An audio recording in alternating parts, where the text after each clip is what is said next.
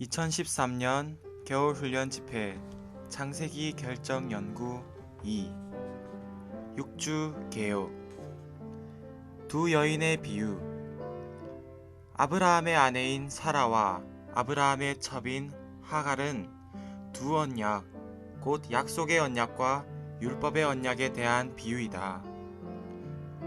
자유가 있는 여자인 사라는 약속의 언약을 상징하는데 이 언약은 신약인 은혜의 언약과 관련된다. 이 언약에서 하나님은 아브라함에게 씨를 주시겠다고 약속하셨고 그 씨를 얻기 위해 아브라함이 무언가를 하게 하려는 의도가 조금도 없으셨다. 하나님은 아브라함이 그분의 목적을 성취하는 씨를 산출하도록 아브라함 속에 무언가를 일해 넣고자 하셨다. 이것이 은혜이다. 자유가 있는 여자인 사라는 아브라함의 합당한 아내로서 이 은혜의 언약의 상징이다. 그녀는 하나님의 은혜로 말미암아 이삭을 산출했다. 은혜의 약속에서 비롯된 산물인 이삭이 하나님의 목적을 성취하기 위한 씨이다. 여종인 하갈은 율법의 언약을 상징한다. 아브라함의 첩인 하갈은 율법의 상징이다. 이것을 통해 우리는 율법의 위치가 첩의 위치라는 것을 알 수 있다. 하갈로 상징된 율법의 언약은 하나님께서 선택하신 백성을 율법 아래에서 노예 노릇하게 하고 속박받게 하여 그들을 율법 아래 있는 노예들로 만들고 하나님의 은혜에서 끊어지게 한다. 아브라함이 하갈을 통해 이스마엘을 낳은 것은 사람이 율법과 협력함으로 육체의 노력을 통하여 하나님의 목적을 이루려고 하는 것을 상징한다. 아브라함은 하나님의 은혜에 의해서가 아니라 자신의 육체의 노력으로 하갈을 통해 이스마엘을 산출했다. 그러므로 사람이 율법에 따라 자신의 육체의 노력으로 얻은 산물인 이스마엘은 하나님께 거절되었다.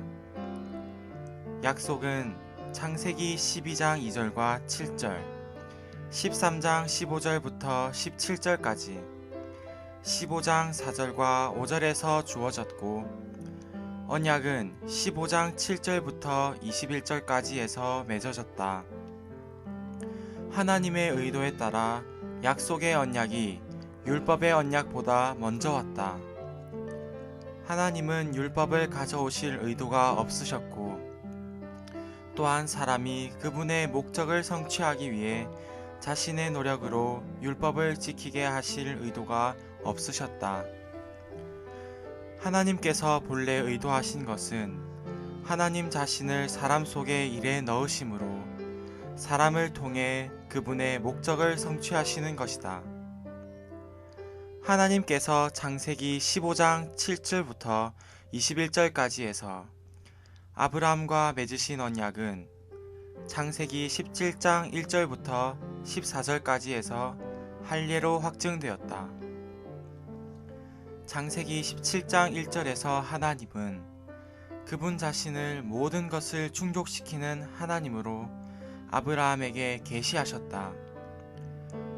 모든 것을 충족시키는 전능하신 분인 하나님은 은혜의 근원으로서 그분의 부름을 받은 사람들에게 그분의 신성한 존재의 풍성을 공급하시어 그들이 그분의 목적을 성취하기 위해 씨이신 그리스도를 산출하도록 하신다. 창세기 16장에서 아브라함은 자신의 육체를 사용하여 이스마엘을 낳았다. 창세기 17장에서 하나님은 아브라함에게 그의 육체를 잘라낼 것, 즉 그의 타고난 힘을 끝낼 것을 명하셨다. 그 결과 하나님께서 들어오시어 그분의 은혜로 이삭을 산출하실 수 있었다. 할례의 영적인 의미는 그리스도의 십자가에서의 죽음을 통해 육체를 벗어버리는 것, 즉 자아와 옛 사람을 벗어버리는 것이다. 영적인 할례는 그리스도의 죽음을 우리의 육체에 끊임없이 적용하는 것이다. 할례는 스스로의 하나님의 뜻을 행하려고 하고 하나님의 약속을 이루려고 애쓰는 육체를 처리하는 것이다. 할례의 의미는 육체의 확신을 잘라내는 것이다. 할례로 언약을 확증하는 것은 하나님의 목적을 성취하기 위한 씨와 땅과 관련된다. 사람이 하나님을 표현하고 대표하게 하는 하나님의 영원한 목적을 성취하기 위해서 우리는 우리의 씨와 땅이신 그리스도를 얻어야 하며 이것을 위해 우리는 할례를 받고 십자가에 못 박힌 생활을 해야 한다. 육체와 자아와 옛사람이 종결될 때 하나님께서 들어오시어 이삭을 산출하실 수 있는 문이 열린다.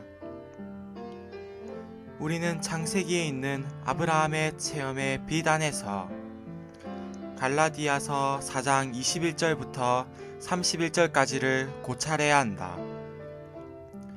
갈라디아서 4장 21절부터 31절까지에서 바울은 하갈이 땅에 속한 예루살렘으로 상징되는 율법을 의미하고 사라는 하늘에 속한 예루살렘으로 상징되는 은혜를 의미한다고 말한다. 하갈과 사라는 두 언약, 곧 율법의 언약과 은혜의 언약을 대표한다. 율법은 사람이 무언가를 산출하기 위해 자신의 능력으로 수고하는 문제인 반면 은혜는 하나님의 많은 아들들을 산출하기 위해 그분의 선민에게 주어진 하나님 자신이다. 하나님께서 본래 아브라함과 맺으신 언약은 은혜의 언약이었다. 이 언약에는 사람의 능력이나 노력이 필요하지 않고 많은 아들들을 산출하는 하나님의 은혜가 필요하다. 이 언약은 신약과 동일하다. 이것은 하나님께서 아브라함과 맺으신 언약이 사실상 신약이었음을 의미한다. 신약은 하나님께서 아브라함과 맺으신 언약의 연속이다. 신약은 하나님께서 아들들을 산출하려고 아브라함과 맺으신 은혜의 언약의 완전한 연속이다. 이 언약에 의해 산출된 아들들 중 첫째가 아브라함 자신이었다. 두 언약으로 말미암아 태어난 두 부류의 자녀들은 성질상 서로 다르다. 율법의 언약으로 말미암아 태어난 자녀들은 육체를 따라 태어난다.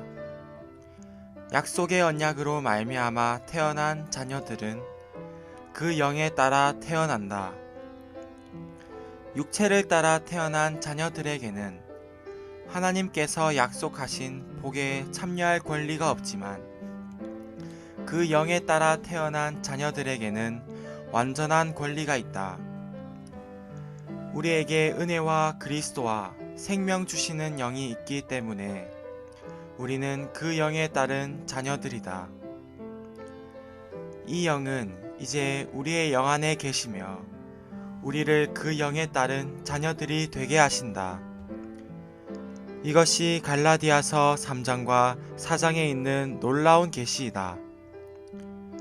그 영에 따른 자녀들로서 우리는 하나님의 갈망이 성취되는 과정 안에 머물면서 은혜와 그리스도와 복음의 복이신 모든 것을 포함하신 영을 누려야 한다. 갈라디아서 4장은 믿는 이들의 어머니, 곧 위에 있는 예루살렘인 새 예루살렘이 사라로 상징되는 은혜의 새 언약임을 계시한다. 하늘에 속한 예루살렘이자 위에 있는 예루살렘인 새 예루살렘은 우리의 어머니이고 이 어머니는 은혜의 새 언약이다. 새 언약은 우리를 자유가 있는 자녀들로 산출하였기 때문에 우리의 어머니이다. 우리는 새 언약 아래서 태어났고 위에 있는 예루살렘은 우리의 어머니이다. 이 여자는 새 언약과 우리의 어머니이며 우리의 어머니는 하나님의 은혜이다. 아버지 하나님은 은혜를 주시는 분이시다. 은혜는 언약이다. 언약은 성, 곧 위에 있는 새 예루살렘인 새 예루살렘이고 이 예루살렘은 우리의 어머니이다. 이 어머니에 의해 산출된 아들들은 어머니의 구성 요소들이다. 그리고 어머니는 아버지 하나님께로 돌아가 아버지 하나님과 하나가 되는데 이것은 어머니가 아버지 하나님에게서 나왔다가 다시 목적지이신 아버지 하나님께로 되돌아가는 것이다. 새 언약을 받고 이 언약을 지키는 것은 하늘에 속한 새 예루살렘과 교회에 나아가는 것이다. 새 언약과 하늘에 속한 예루살렘과 교회는 하나이다. 믿는 이들의 어머니는 아브라함이 기대하던 성이다. 이 성은 히브리서 12장 22절에서 확인되는데 이 구절은 우리가 그리스도의 아내이자 신약의 믿는 이들의 어머니인 하늘에 속한 예루살렘에 나아갔고 이 예루살렘은 그녀에게서 태어난 하나님의 아들들로 구성된다는 것을 말해준다. 아브라함을 선택하셨을 때 하나님의 의도는 그분의 경륜을 수행하는 것이었다. 하나님의 경륜은 은혜로 말미암아 태어난 아들들을 산출하여 하나님의 궁극적인 표현이자 영원한 단체적인 표현인 새 예루살렘을 조성하는 것이다. 2013년 겨울훈련 집회 창세기 결정연구 2 두 여인의 비유 6주 1일 아침의 누림 갈라디아서 4장 22절로 24절 아브라함에게 두 아들이 있었는데 하나는 여종에게서 났고 하나는 자유가 있는 여자에게서 났다고 율법에 기록되어 있습니다. 그러나 여종에게서 난 아들은 육체를 따라 태어났고 자유가 있는 여자에게서 난 아들은 약속을 통하여 태어났습니다. 이것은 비유로 말한 것입니다. 이 여자들은 두 언약을 가리킵니다. 자유가 있는 여자인 사라는 약속의 언약을 상징한다. 하나님께서 아브라함과 맺으신 약속의 언약은 은혜의 언약이었다. 이 언약에서 하나님은 아브라함에게 씨를 주시겠다고 약속하셨고 그 씨를 얻기 위해 아브라함이 무언가를 하게 하려는 의도가 조금도 없으셨다. 하나님은 아브라함이 그분의 목적을 성취하는 씨를 산출하도록 아브라함 속에 무언가를 일에 넣고자 하셨다. 이것은 하나님께서 하신 것이지 아브라함이 한 것이 아니었다. 이것이 은혜이다. 자유가 있는 여자이며 아브라함의 합당한 아내인 사라는 이 은혜의 언약의 상징이었다. 사라는 사람의 힘에 의해서가 아니라 하나님의 은혜로 이삭을 낳았다.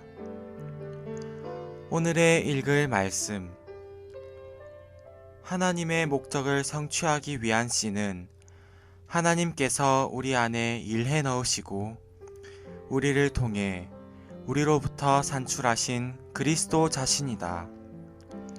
하나님께서 우리 안에 일해 넣으신 것이 씨이신 그리스도를 산출한다. 결국 이 씨는 우리의 땅이 될 것이다. 우리 안에는 씨이신 그리스도께서 계시는데 우리는 그분으로 말미암아 산다. 그리고 우리 밖에는 땅이신 그리스도가 계시는데 우리는 그분 안에서 산다. 이것이 우리의 생명이신 그리스도께서 함께하는 교회 생활이다. 이것이 하나님의 목적을 성취하는 유일한 길이다. 하나님은 아브라함이 사라를 통해 아들을 낳을 것을 정하셨다. 갈라디아서 4장 23절은 우리에게 자유가 있는 여자에게서 난 아들은 약속을 통하여 태어났습니다 라고 말한다. 자유가 있는 여자는 바로 사라를 가리킨다. 하갈은 율법을 대표하고 사라는 은혜를 대표한다. 우리 자신이 하는 것은 율법이고 하나님께서 우리를 대신해서 하시는 것은 은혜이다. 간단히 말해서 은혜는 하나님께서 우리를 대신하여 모든 것을 하시는 것이다. 우리 자신이 하는 것은 은혜라고 할 수 없고 하나님께서 대신 하시는 것이야말로 은혜인 것이다. 성경에서 말하는 은혜는 너그럽게 참아주거나 용인해주는 것이 아니며 모든 것을 우리가 하는 것도 아니다. 은혜는 하나님께서 우리 안에서 행하신 어떤 구체적인 일이다.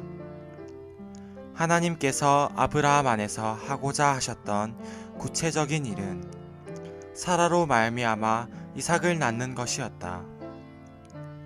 이삭이 아브라함에 의해 태어난 것은 사실이지만 그는 은혜를 통하여 그리고 하나님의 약속을 통하여 태어났다. 아브라함에게 아들이 필요했지만 그는 자신을 한쪽에 제쳐놓고 마땅히 하나님께서 아버지이심을 알고 하나님께서 아버지가 되시게 해야 했다. 아브라함은 이삭을 얻어야 했지만 자기 힘으로 낳지 말았어야 했다.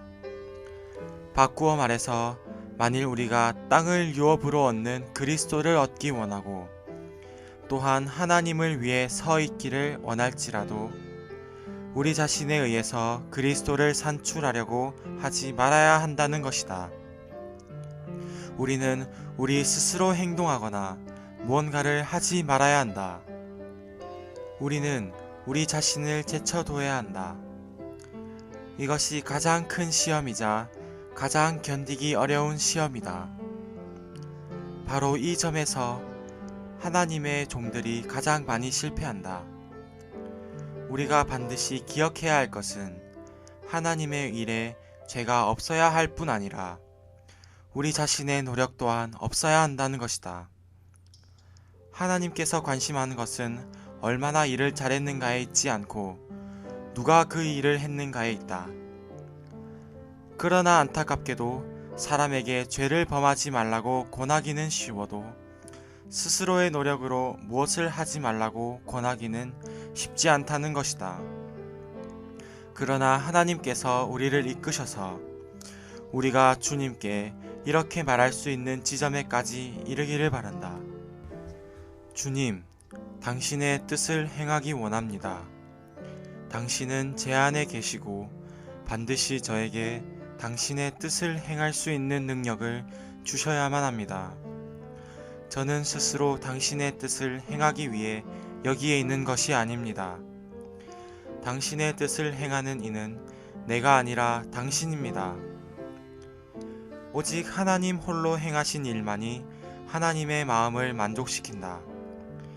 비록 하나님께서 자신을 낮추셔서 기꺼이 우리를 사용하실지라도 우리는 자신이 하나님께서 쓰시는 종에 지나지 않고 그분의 손에 있는 그릇에 지나지 않으며 그분을 대신해서 아무것도 할 수 없다는 것을 기억해야 한다. 우리는 하나님께서 우리를 통해 일하시도록 허락해 드릴 수 있을 뿐 우리 스스로는 아무것도 할 수 없다. 결국 이삭이 아브라함으로부터 나왔지만 이삭은 하나님의 약속에 따라 태어난 아들이었다. 바로 하나님께서 이삭을 낳으신 것이다. 하나님은 아브라함을 통해 이 아들을 낳으셨다. 이러한 약속의 원칙과 이스마엘의 원칙은 완전히 다르다. 우리가 이스마엘의 원칙에서 구출되도록 하나님께서 우리를 긍휼히 여기시기를 바란다. 2013년 겨울훈련 집회 창세기 결정연구 2 두 여인의 비유 6주 2일 아침의 누림 갈라디아서 4장 25절 이 하갈은 아라비아에 있는 신의 산인데 지금의 예루살렘에 해당합니다. 왜냐하면 예루살렘은 자기의 자녀들과 함께 노예 노릇을 하기 때문입니다. 갈라디아서 5장 1절 그리스도께서 우리를 해방시켜 주신 것은 자유를 위한 것입니다. 그러므로 굳게 서서 다시는 노예 노릇하게 하는 멍에에 매이지 마십시오. 여종인 하갈은 율법의 언약을 상징한다. 사람이 하나님의 은혜를 모를 때면 항상 하나님을 기쁘시게 하려고 무언가를 하려고 하며 이럴 때 여종이자 아브라함에 합당하지 않은 아내인 하갈이 상징하는 율법을 가져온다. 하갈은 합당하지 않은 아내이기 때문에 개입해서는 안 된다. 하갈이 낳은 것은 하나님의 경륜 안에 남아있을 수 없었다. 이것은 하나님의 목적을 성취하는 것에 있어서 율법이 개입해서는 안 되며 율법의 산물은 어떤 지위도 갖지 못한다는 것을 상징한다. 하갈은 하나님의 은혜가 아닌 사람의 노력에 의해 하나님께서 거절하신 이스마엘을 낳았다. 율법을 통해 사람의 노력으로 산출한 것은 하나님의 목적을 성취하는 것에 있어서 몫이 전혀 없다. 오늘의 읽을 말씀 하나님의 경륜에 의하면 사람은 오직 한 아내만 가져야 한다.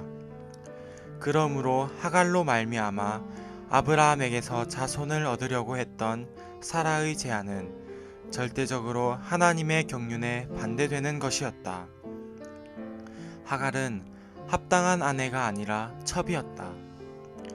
아브라함의 첩인 하갈은 율법의 상징이었다. 이것에 의해 우리는 율법의 위치가 첩의 위치임을 알 수 있다. 은혜는 합당한 아내이며 합당한 상속자들의 어머니인 반면에 율법은 첩이며 상속자가 되는 것을 거절당한 이들의 어머니이다. 고대의 관습에 의하면 남자는 아내가 자녀를 낳을 수 없을 때 주로 첩을 취했다. 이것은 매우 의미 깊다. 은혜가 아직 일하지 않은 상황에서 여러분이 서두를 때 여러분은 첩인 율법과 연합할 것이다. 사라는 은혜의 상징이자 약속의 언약의 상징이었고 하갈은 율법의 상징이었다. 은혜는 합당한 아내이며 율법은 첩이다. 예외 없이 모든 그리스도인은 아브라함과 똑같다. 구원받은 후에 우리는 하나님께서 우리에게서 보기 원하시는 생활이 그리스도와 같은 생활, 하늘에 속한 생활, 승리하는 생활, 지속적으로 하나님을 기쁘시게 하고 그분을 영광스럽게 하는 생활이라는 것을 깨달았다. 물론 하나님은 우리가 그런 생활을 하기 원하신다. 그러나 하나님은 그리스도를 우리 안에 일해 넣으실 것이고 이 그리스도께서 우리를 위해 하나님을 기쁘시게 하고 영광스럽게 하는 하늘에 속한 생활을 하실 것이다. 그러나 우리 모두는 하나님의 의도 자체에 초점을 맞추고 은혜를 무시한다. 하나님의 의도는 우리가 하나님의 영광을 위해 하늘에 속한 생활을 하는 것이고 하나님의 은혜는 하나님께서 그분의 목적을 성취하기 위해 그리스도를 우리 안에 일해 넣어주시는 것이다. 그러므로 우리는 먼저 우리의 롯, 곧 자신의 천년적인 배경에서 데리고 나온 무언가를 의지한다. 우리는 그것을 사용해서 하나님의 영광을 위해 하늘에 속한 생활을 하는 하나님의 목적을 성취하려고 한다. 하나님께서 우리가 롯을 의지하도록 허락하지 않으실 때 우리는 엘리에셀에게 가서 그가 우리로 하여금 하나님의 영광을 위해 하늘에 속한 생활을 하게 해 줄 것이라고 기대한다. 결국 하나님은 우리에게 나는 그를 원하지 않는다. 나는 객관적인 것을 원하지 않으며 내 존재 안에서 나온 주관적인 것을 원한다. 라고 말씀하신다. 하나님께서 이것을 원하신다는 것을 깨닫자마자 우리는 하나님의 목적을 성취하기 위해 우리 자신의 능력과 타고난 힘을 사용하기 시작한다. 우리 모두는 하갈, 곧 언제든지 기꺼이 우리와 동역하기 원하는 여종을 소유하고 있다. 우리에게 모세가 준 율법은 없을지 모르나 자신이 만든 많은 율법이 있다. 우리 모두는 율법을 주는 사람이며 자신을 위해 율법을 만드는 사람이다. 우리 자신의 율법을 지키는 것을 성공하든 실패하든 그것은 하나님의 눈에 아무런 차이가 없다. 왜냐하면 하나님의 시각에서는 우리의 성공까지도 중요하지 않기 때문이다. 과거 수년 동안 몇몇 자매들은 자신이 만든 율법을 지키는 데 성공했다. 그들은 강한 성격과 강한 의지와 강한 의도를 가지고 있었고 자신의 성질을 잘 다스려서 친절하고 상냥하고 겸손해지려고 온종일 최선을 다했다. 이 면에서 그 자매들은 성공했지만 그들이 산출한 것은 다만 이스마엘이었다. 그 자매들은 자기의 이스마엘을 기뻐했으며 어떤 의미에서 그 이스마엘을 자랑했다. 이 원칙은 형제들에게도 똑같이 적용된다. 2013년 겨울훈련 집회 창세기 결정연구 2 두 여인의 비유 6주 3일 아침의 누림 갈라디아서 5장 4절 율법으로 의롭게 되려는 여러분은 그리스도에게서 끊어져 쓸모없게 된 것이며 은혜에서 떨어져 나간 것입니다. 갈라디아서 4장 30절 여종과 그 아들을 쫓아내십시오. 여종의 아들은 결코 자유가 있는 여자의 아들과 함께 상속을 받을 수 없습니다. 신약은 우리가 구원받은 후에 복음을 전해서 열매를 맺어야 한다고 말한다.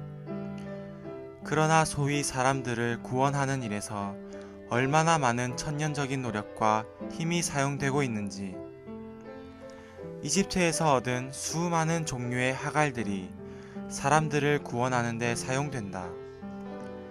사람들을 하는 데 사용되는 세상적인 방법은 모두 하갈이다. 물론 하갈을 사용해서 사람을 구원할 수 있으나 여러분은 어떤 사람을 구원하기 원하는가? 여러분이 구원한 사람은 이삭이 아니라 이스마엘일지 모른다. 신약에 의하면 합당한 열매 맺음과 복음 전파는 속 생명의 넘쳐 흐름으로 이루어진다. 다시 말하면 하나님께서 그리스도를 우리 안에 일해 넣으시고 우리를 통해 우리로부터 그리스도를 산출하심으로 이루어진다. 이것은 합당한 복음 전파는 우리에게 은혜가 되시는 그리스도에 의해 이루어진다는 것을 뜻한다. 오늘의 읽을 말씀 우리에게 아직 이스마엘을 산출할 힘이 남아있다면 하나님은 아무 일도 하실 수 없다. 우리가 이스마엘을 산출한 후에 하나님은 일정 기간 동안 우리를 떠나 계실 것이다. 아브라함이 99세가 되었을 때 외모로 보면 그는 죽은 사람과 같았다. 로마서 4장은 또한 살아도 기능이 끝났다고 말한다. 아브라함과 사라는 모두 자기들이 끝났으며 스스로 아무것도 할 수 없다는 것을 완전히 깨닫게 되었다. 그때 하나님께서 개입하셨다. 모든 부흥 사는 사람들을 흥분시키며 그리스도를 위해 살고 그리스도를 위해 일하라고 말한다. 그러나 우리의 사역은 자신에 의해 그리스도인의 생활을 하는 것을 멈추고 세상적인 방법으로 그리스도인의 일을 하는 것을 멈추어야 한다고 말한다. 이러한 우리의 말에 마음 상하지 말라. 왜냐하면 우리가 멈추라고 아무리 많이 달래도 멈추는 사람은 거의 없기 때문이다. 하나님의 부름을 받기는 쉽지만 자신의 천년적인 열심을 멈추기는 매우 어렵다. 만일 주님께서 개입하시어 당신을 멈추게 하신다면 당신은 안 됩니다. 주님, 오늘날의 상황을 보십시오. 제가 당신을 위해 부담을 가지고 하려는 일을 그 누구도 하려고 하지 않습니다. 제가 아마 유일한 사람이 될 것입니다. 제가 어떻게 당신을 위한 저의 일을 멈출 수 있겠습니까? 라고 말할 것이다. 그러나 멈추는 사람은 복이 있다. 왜냐하면 여러분이 멈출 때 하나님께서 개입하시기 때문이다. 사람의 끝이 하나님의 시작이다. 우리 사람의 생명이 끝날 때 신성한 생명이 일하기 시작한다. 86세가 되었을 때 아브라함에게는 여전히 자신의 힘이 많이 있었기 때문에 하나님은 또다시 13년을 더 기다리셔야 했다. 아마 하나님은 하늘에 앉아서 아브라함을 바라보시며 아브라함아, 너는 지금 86세이지만 나는 아직 13년을 더 기다려야 한다 라고 말씀하셨을 것이다. 여러분이 하나님께 어떤 일을 해주시기를 기도하는 동안 하나님은 여러분이 멈추기를 기도하고 계신다.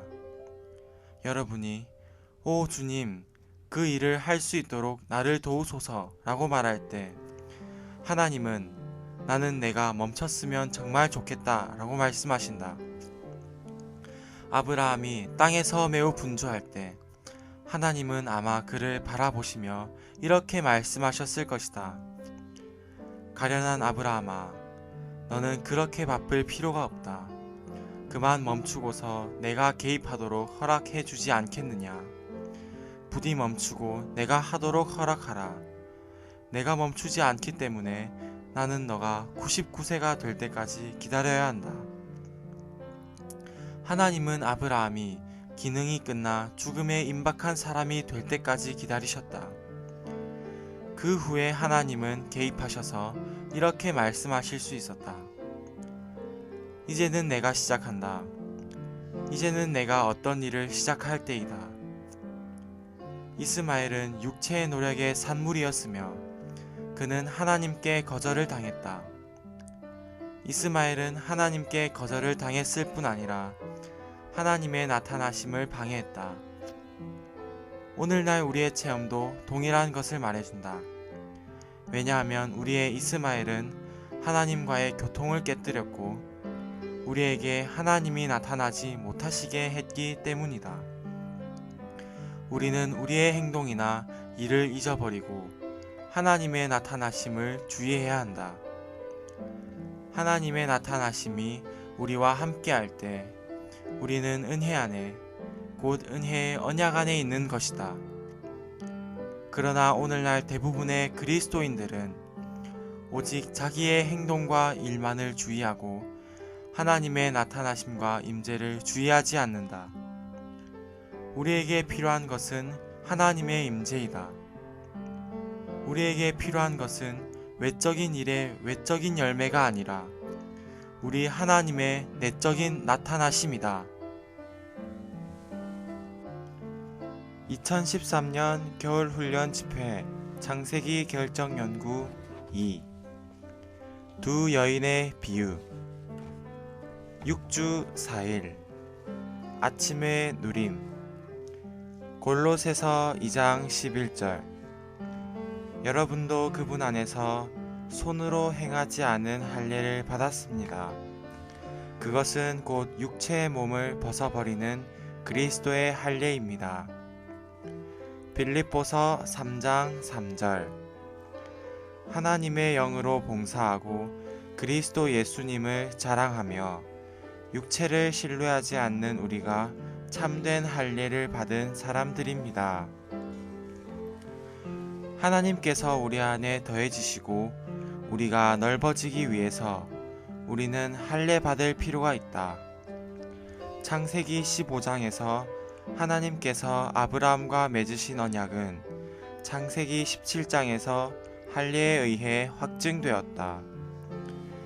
하나님 편에서는 이미 한 번에 영원히 언약을 확증하셨기 때문에 다시 그 언약을 확증하실 필요가 없었지만 아브라함 편에서는 그 언약을 확증하는 것이 필요했다.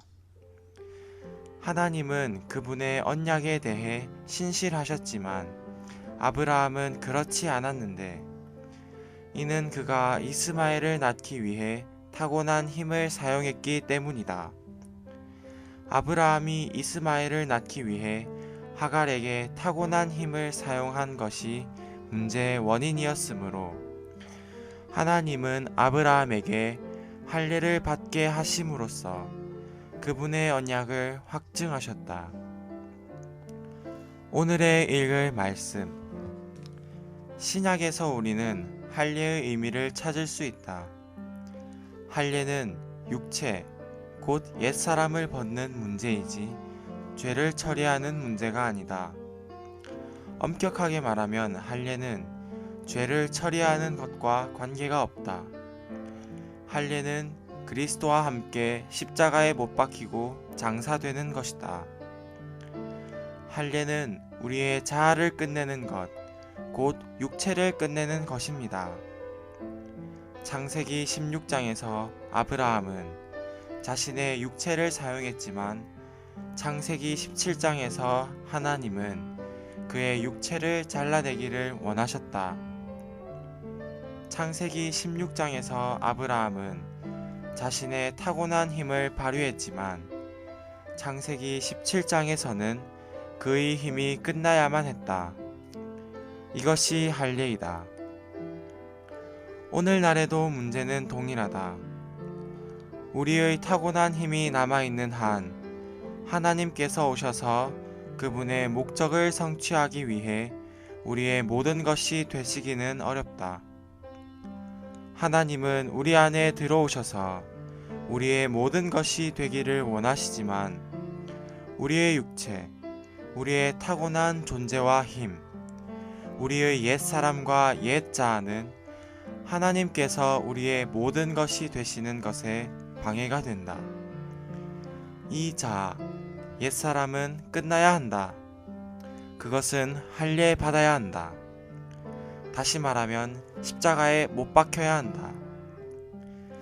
나는 우리의 옛사람이 이미 십자가에 못 박혔다는 기쁜 소식을 말해주고 싶다. 아브라함에게 있어서 옛사람은 십자가에 못 박혀야 했지만 우리에게 있어서 옛사람은 이미 십자가에 못 박혔다. 우리 모두는 이것을 보아야 하고 인정해야 하며 믿음으로 받아들여야 한다. 믿음으로 우리는 우리의 육체, 곧 우리의 타고난 사람과 그 힘이 십자가에 못 박혔음을 선포할 수 있다.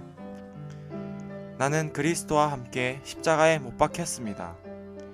그러므로 이제는 더 이상 내가 사는 것이 아니라 그리스도께서 내 안에 사십니다. 우리 모두는 옛사람, 곧 자아가 십자가에 못 박혔다는 인식을 갖고 생활해야 한다. 만일 우리가 이 사실을 선포하고 이 사실에 따라 산다면 즉시 부활의 하나님께서 그분의 경륜을 수행하시기 위해 우리 안에 오시어 우리에게 모든 것이 되실 수 있는 길을 얻으실 것이다. 할례로 언약을 확증하는 것은 하나님의 목적을 성취하기 위한 씨와 땅과 관련된다. 사람이 하나님을 표현하고 대표하게 하는 하나님의 영원한 목적을 성취하기 위해서 우리는 우리의 씨와 땅이신 그리스도를 얻어야 한다. 하나님의 목적을 성취하기 위해 씨와 땅이신 그리스도를 얻기 위해서 우리는 할례를 받고 십자가에 못 박힌 생활을 해야 한다. 할례는 하나님의 목적을 성취하기 위한 것이다. 육체와 자아와 옛 사람이 종결될 때 하나님께서 들어오시어 이삭을 산출하실 수 있는 문이 열린다. 할례를 받지 않은 모든 사람은 이 언약으로부터 끊어졌다. 창세기 17장 14절에서 하나님은 아브라함에게 이렇게 말씀하셨다. 할례를 받지 않는 남자, 곧 포피의 할례를 받지 않는 사람은 자기 백성에게서 끊어지게 된다. 그는 나의 언약을 어긴 사람이다. 이것은 오늘날에도 사실이다. 만일 십자가에 못 박힌 생활을 하지 않는다면 우리는 그리스도로부터, 교회 생활로부터, 신성한 유방의 공급으로부터 끊어질 것이다. 기꺼이 할례 받기를 원하지 않을 때마다 우리는 하나님의 영원한 목적을 성취하는 것에 있어서 끝나게 된다. 오늘날 우리가 하나님을 누리는 것과 그리스도에 의해 사는 것과 교회 생활을 실행하는 것은 모두 오직 한 가지, 할례, 곧 십자가에 못 박힌 생활을 하는 것에 달려있다. 2013년 겨울훈련 집회 창세기 결정연구 2 두 여인의 비유 6주 5일 아침의 누림 갈라디아서 3장 8절 또 하나님께서 믿음을 근거로 이방인들을 의롭다 하실 것을 성경이 미리 알고서 먼저 아브라함에게 복음을 전하였습니다. 모든 민족이 내 안에서 복을 받을 것이다. 갈라디아서 3장 26절 왜냐하면 여러분 모두가 그리스도 예수님을 믿음으로 말미암아 하나님의 아들들이 되었기 때문입니다. 많은 아들을 산출하려는 하나님의 목표는 사람의 행위로 성취되지 않고 하나님의 은혜로 말미암아 성취된다. 하나님의 은혜란 무엇인가? 많은 사람의 관념과는 달리 하나님의 은혜는 다만 분에 넘치는 호의가 아니다. 신약의 신성한 계시에 따르면 은혜는 하나님의 선민의 누림을 위해 그들에게 주어지신 하나님 자신이며 이러한 누림이 그들을 하나님의 아들들로 만들 것이다.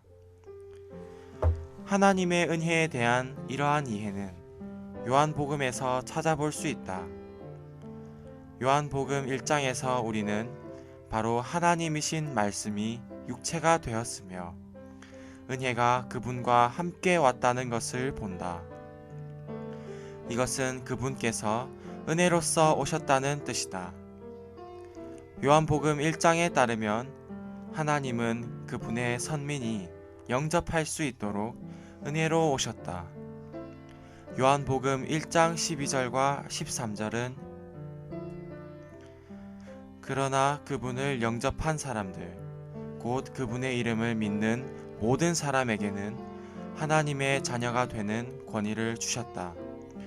그들은 혈통에서나 육체의 뜻에서나 사람의 뜻에서 나지 않고 하나님에게서 난 사람들이다. 그분을 믿고 영접한 사람들은 누구나 그분에게서 나서 그분의 자녀들 중 하나가 될 것이다.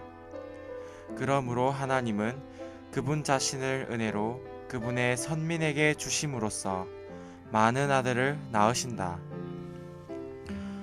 오늘의 읽을 말씀 하나님은 아브라함에게 이스마엘을 쫓아내라고 말씀하시면서 이삭에게서 나야 너의 씨라고 불릴 것이다 라고 하셨다. 하나님은 이스마엘을 결코 아브라함의 상속자로 인정하지 않으셨다. 왜냐하면 하나님은 이삭을 유일한 아들로 여기셨기 때문이다. 아브라함의 유일한 아들인 이삭은 아브라함이나 사라의 타고난 능력으로 태어나지 않고 하나님의 은혜로 말미암아 태어났다. 이삭의 산출은 전적으로 하나님의 은혜의 문제였다. 다시 말하면 하나님께서 많은 아들을 산출하시기 위해 그분의 선민에게 그분 자신을 주시는 문제였다. 이와는 반대로 이스마엘은 아브라함의 타고난 능력과 힘에 의해 산출되었다. 이제 창세기에 있는 아브라함의 체험의 빛 안에서 갈라디아서 4장을 살펴보기로 하자. 이 장에서 바울은 하갈이 땅에 속한 예루살렘으로 상징된 율법을 의미하며 사라는 하늘에 속한 예루살렘으로 상징된 은혜를 의미한다고 말한다. 따라서 하갈과 사라는 두 언약, 곧 율법의 언약과 은혜의 언약을 대표한다. 율법은 무엇인가를 산출하기 위해 사람의 능력으로 수고하는 문제인 반면 은혜는 많은 아들을 산출하기 위해 하나님의 선민에게 주어지신 하나님 자신이다. 아브라함과 율법의 언약을 맺는 것은 하나님의 의도가 아니었다. 율법의 언약은 더해진 것이다. 그것은 하나님께서 본래 맺으신 언약이 아니었다. 하나님께서 본래 아브라함과 맺으신 언약은 은혜의 언약이었다.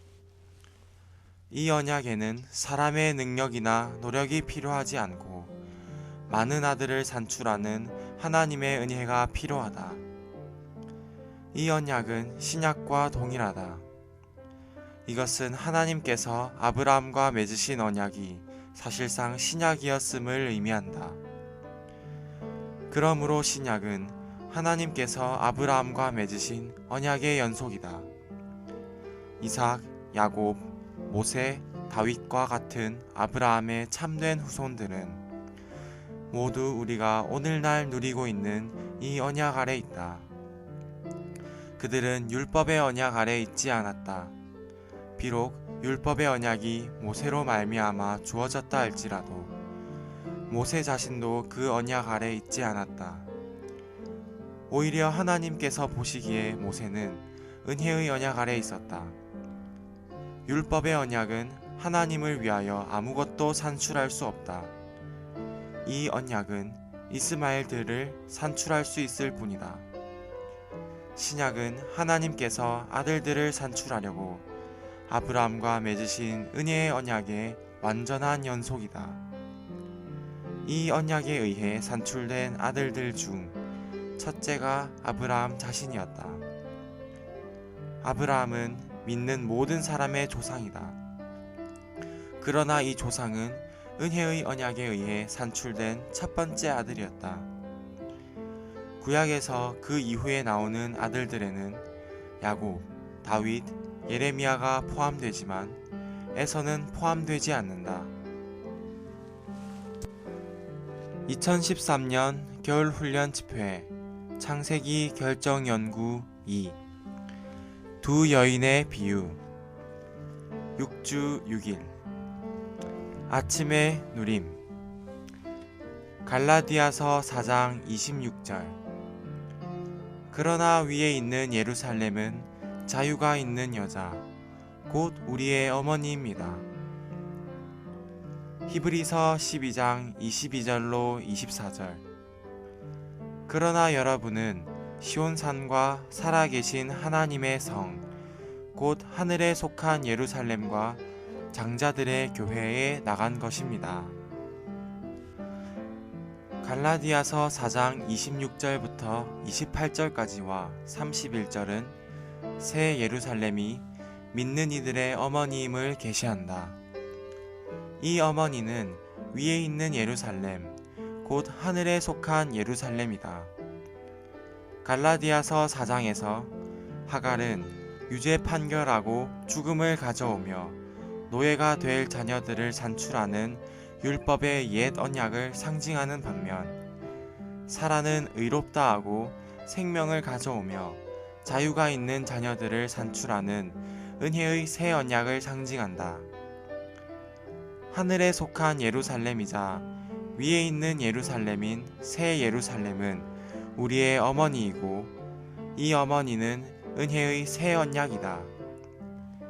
새 언약은 우리의 어머니이다. 왜냐하면 자유가 있는 자녀들인 우리를 낳았기 때문이다. 오늘의 읽을 말씀. 믿는 이들의 어머니인 새 예루살렘의 중심은 보좌에 계신 하나님과 어린 양이다. 이분은 믿는 이들의 어머니의 중심과 요소이신 삼일 하나님이시다. 삼일 하나님은 은혜의 새 언약의 요소이기도 하다. 은혜는 우리의 누림을 위한 과정을 거치신 삼일 하나님이다. 새 언약은 우리의 누림을 위하여 하나님 자신을 우리에게 가져오기 때문에 은혜의 새 언약이라고 불린다. 더욱이 삼일 하나님은 자유가 있는 자녀들의 요소와 본질과 본성이시다. 따라서 삼일 하나님은 어머니를 구성하는 성분들의 요소와 실질이시다. 결국 삼일 하나님은 성경의 궁극적인 완결인 새 예루살렘의 중심과 실질과 요소와 본질이시다. 새 언약을 받고 이 언약을 지키는 것은 하늘에 속한 예루살렘과 교회에 나아가는 것이다. 새 언약, 하늘에 속한 예루살렘, 교회는 하나이다. 이것을 이해하기 위해 우리는 갈라디아서와 히브리서 사이의 연결을 볼 필요가 있다.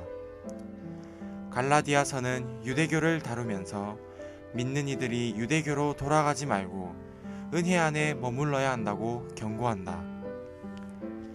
히브리서는 우리에게 옛 언약으로 떠내려가지 말고 새 언약 안에 남아있으라고 명한다. 히브리서 7장부터 10장까지는 더 좋은 언약인 새 언약에 대한 것이다. 히브리서 8장은 옛 언약이 끝났고 새 언약이 그것을 대체하기 위해 왔다는 것을 말해준다. 그 다음 히브리서 12장에서 바울은 우리가 시온산과 살아계신 하나님의 성과 교회에 나아갔음을 말해준다. 새 언약에 나아간 것은 새 예루살렘에 나아간 것이다. 배경인 갈라디아서 4장이 없다면 이것을 이해하기란 아주 어려울 것이다. 갈라디아서 4장은 믿는 이들의 어머니, 곧 위에 있는 예루살렘인 새 예루살렘이 사라로 상징된 은혜의 새 언약임을 계시한다. 새 언약에 나아간 것은 새 예루살렘에 나아간 것일 뿐 아니라 교회에 나간 것이기도 하다. 새 언약을 지킨다는 것은 새 예루살렘 안에 남아있는 것이다. 이것은 우리가 새 예루살렘으로 가는 것이 아니라 이미 새 예루살렘 안에 있음을 가리킨다. 히브리서 12장 22절에서 나아가다 라는 동사의 시제는 미래 시제가 아닌 완료 시제이다.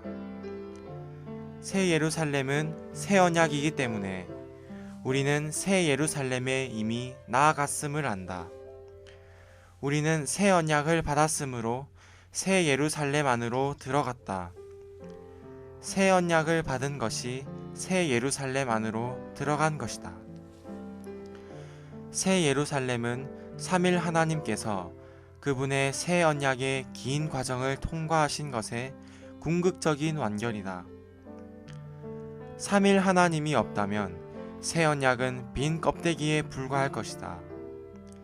삼일 하나님은 그분의 새 언약 안에서 그분 자신을 우리 안으로 분배하시어 우리를 그분의 궁극적인 완결의 구성성분이 되게 하신다. 따라서 그 궁극적인 완결은 삼일 하나님만은 아닌 것이다. 그것은 과정을 거치신 삼일 하나님과 그분께서 구속하시고 거듭나게 하시고 변화시키신 새 부분으로 된 사람들의 연합일 것이다. 이것은 바로 새 하늘과 새 땅에 있을 새 예루살렘일 것이다.